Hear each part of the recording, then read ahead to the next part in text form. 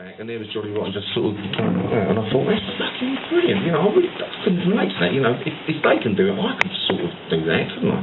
Yeah, you could. And then I went to see the Clash at Bristol with the Colston Hall, and Joe Strummer uttered those famous words, if you think you could do better, start your own band, and I thought, yeah, I will.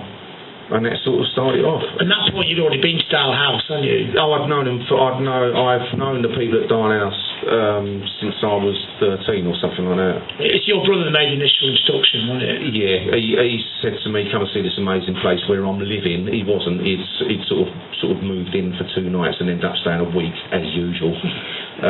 But introduced me, and I mean, yeah, that just sort of how was I, 13? That blew me mind, you know. I mean, so what was it like the first day you went up to Dial House?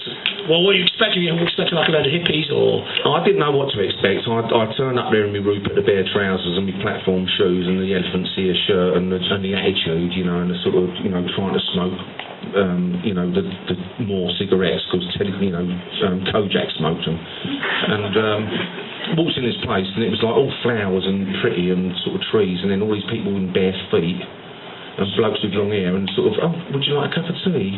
Yeah, all right, but I didn't talk like that. I was catching up a bit there, sorry about that. But, you know, it was like a cup of tea. I was like, ugh. And then all these people using long words. But then when they was talking, they would look at me as though I was a part of the conversation. And when I did get the courage to sort of say something, they listened as though I was an equal. And that's the first time, you know, for years, that I'd actually had that I'd actually had adults listening to me as a human being, because the rest of the time it had been shut up, sit down, or you don't know what you're talking about. But Penny always said that the first time he met you, when even though there's a big age gap, he saw you as almost being an equal, so he's a very smart kid. But you wouldn't like to admit that, would you? He just wants my money. I'll give it that to later, Pete. Thanks for that. To be, you know, the ideological thing that's going around Crass. That, you know, you used to always, people always like question you all the time. All the time, it was a nightmare. For me, it was a nightmare because I'm really good, as you know, at sort of sitting around and having a laugh at a joke. And I'm good at being in pubs, and you know, if people ask me about Crass and stuff, I'm quite happy to tell them. You know, I don't go into pubs and go, I used to be Steve Ignorant who's in Crass. You know, I don't do that. I think that's the wrong thing to do. But people ask me, I'll tell them, and I enjoy it. You know, and I'm not embarrassed by it. But what I'm not good at is people going to me, so Steve, you wrote in your lyrics, fuck is women's money, we play with our bodies. Now, what do you mean by that? Well, you know, well, Joy wrote that, yeah, but I mean, Steve, how do you feel about the role of the male today in today's patriarchal society, and how do you think you can... and quite often I'd say, I'm sorry, I've got to go and move some gear now, because that really puts me in the corner. I don't like it. I always feel I'm being sort of, you know, because I was in Crass, you should know these things. But you agreed with sentiments. I understand what Crass was about. I understand why I was in there. I understand the thing, you know, if you ask me to, you know, if you quote lyrics at me and say, what does this mean? I'll go, oh, I don't know, I have to think about it.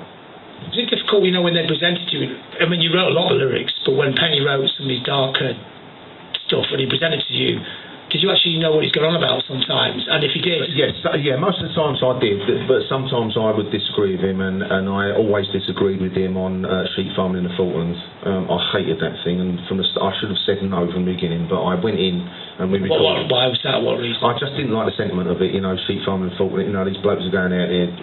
I don't agree with what they do, but they were going out, you know, going out there and getting fucking shot and all this sort of shit, and I was like, ooh, I don't like this. Messages, forces are coming, and I was like, no, I really don't like it. And I said to him, you know, what does this actually mean? And I mean, you know, and I can't remember what he said, but that one I refused. We did it a couple of times, and then once the news came through that people had actually been killed in the Falklands War, I went, I ain't doing it no more, live on stage. How does it feel? I'm more than happy to do, you know, and I'll do it to this day. But that one, I didn't. It was a joke that I didn't get the joke. So I couldn't justify it, if you know what I mean, and I'm not prepared to do that no more. Yeah, I mean... And then twat goes and does 10 notes on a summer's day. So there was points where there's not so much a massive clash, but there's a cultural difference. Thanks a lot. Are you signing some books now? Questions or anything like that? Are you signing some books now, Steve? We didn't talk about a book at all, did we? We did, yeah. Unless you've written a book about something completely different from your life. But aren't you meant to be signing some or selling some more? I wasn't in charge of that. I thought, right. Well, where are they? Don't take the piss, boys. Over there by on the counter. Yeah. If anyone wants to buy a book, they're over there. Yeah. Yeah. Right. Thanks a lot.